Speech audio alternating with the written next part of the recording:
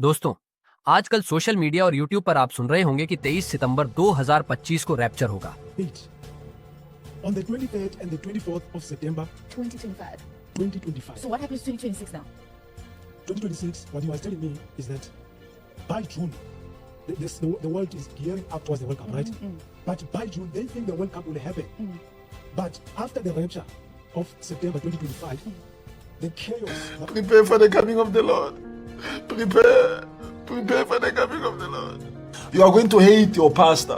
You are going to hate your apostle. You are going to hate your man of God for lying to you, for discouraging you, for telling you there is no rapture. The Lord is coming. The Lord is at hand. He is at hand. The 23rd of September. The 23rd of September. कई प्रचारक और झूठे भविष्यवक्ता यह दावा कर रहे हैं।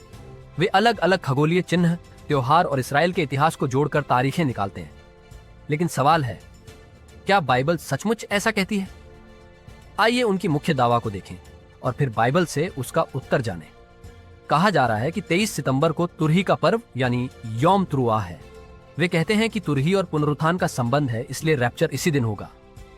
लेकिन बाइबल के अनुसार तुरही का पर्व एक सुंदर प्रतीक है, लेकिन कहीं नहीं लिखा कि रैप्चर उसी दिन होगा। मत्ती 24:36 में यीशु ने कहा, उस दिन और घड़ी के विषय में कोई नहीं जानता। खगोलिक चिन्ह वे जो बोलते हैं वह है कन्या राशि और चंद्रमा।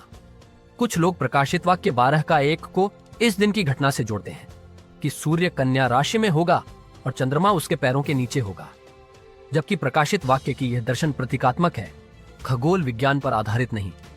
प्रकाशित वाक्य का दर्शन मसीही संदेश देने के लिए है, न कि आकाश देखकर तारीख तय करने के लिए।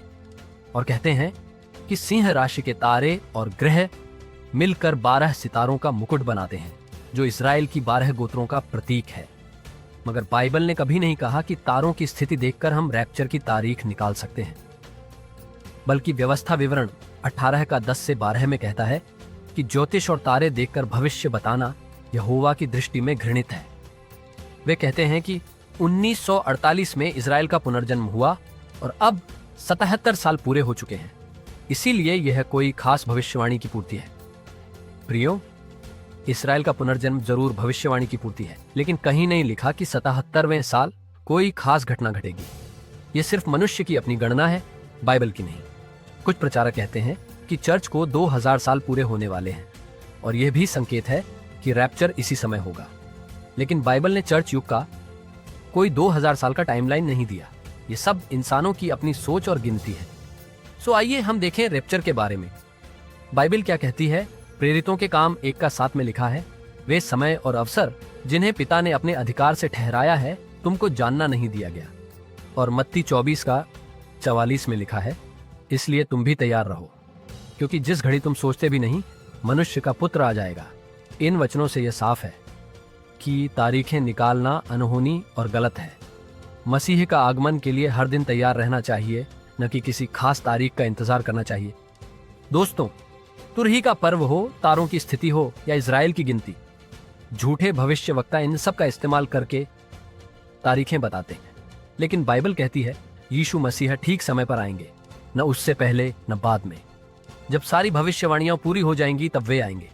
इसलिए हमें तारीखें गिनने की जरूरत नहीं, बल्कि हर समय तैयार रहना। अगर यह संदेश आपके लिए आशीषपूर्ण था तो शेयर करें। याद रखिए, हमारी आशा किसी तारीख पर नहीं, बल्कि जीवित प्रभु यीशु मसीह पर।